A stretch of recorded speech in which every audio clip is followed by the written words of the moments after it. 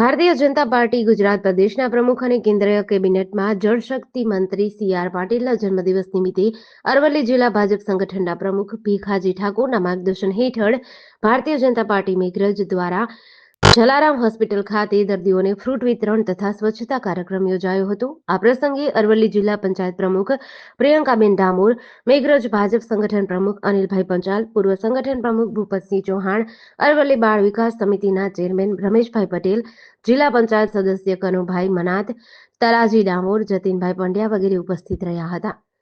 ગુજરાત રાજ્યના પ્રદેશ અધ્યક્ષ સી.આર. પાટીલ સાહેબના જન્મ નિમિત્તે આજે જલારામ હોસ્પિટલ ખાતે તાલુકા પંચાયતના પ્રમુખ શ્રી, સંગઠનના પ્રમુખ શ્રી, સંગઠનની ટીમ અને ચૂંટાયેલા પ્રતિનિધિઓ સાથે મળી અને જલારામ હોસ્પિટલમાં દર્દીઓને ફ્રૂટ વિતરણ કરવામાં આવ્યું.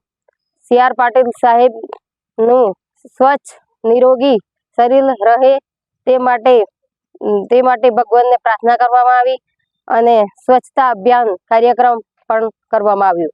ગુજરાત પ્રદેશ ભાજપના યશસ્વી અને પેજ સમિતિના પ્રણેતા આદરણીય શ્રી સી.આર. પાટીલ સાહેબના જન્મદિન નિમિત્તે આજરોજ મેઘરજ મંડળ ખાતે તમામ ચૂંટાયેલા સિનિયર કાર્યકર્તાઓ, ડેલિગેટો અને સૌ કાર્યકર્તા મોટી સંખ્યામાં જલારામ હોસ્પિટલ મેઘરજ ખાતે ફ્રૂટ વિતરણ કર્યું અને સ્વચ્છતા અભિયાન નરેન્દ્રભાઈ મોદી સાહેબ આપણે યશસ્વી વડાપ્રધાને જે આપણને સ્વચ્છતા અભિયાન આપ્યું છે એના અનુસંધાને સ્વચ્છતા અભિયાનનો કાર્યક્રમ કર્યો અને મોટી સંખ્યામાં સૌ કાર્યકર્તાઓ ઉપસ્થિત આદરણીય સી.આર. પાટીલ સાહેબને મેઘરજ મંડળના સૌ કાર્યકર્તાઓ વતીથી એમનું જન્મદિવસ નિમિત્તે એમનો આગામી કાર્યકાળ ખૂબ સફળ રહે અને ગુજરાતને ફરીથી ચાર ચાંદ લગાવી કામગીરી થાય એમનું માર્ગદર્શન હંમેશા મેઘરજ તાલુકાને આખા ગુજરાતને આવા તો દેશમાં જળ સિંચાઈ મંત્રી પણ બન્યા છે.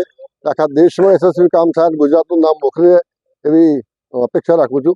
અસ્તુ ભારત માતા કી જય, વંદે માતરમ. જીડીસી ન્યૂઝ સાથે આશીષ વાળંદ, અરવલ્લી.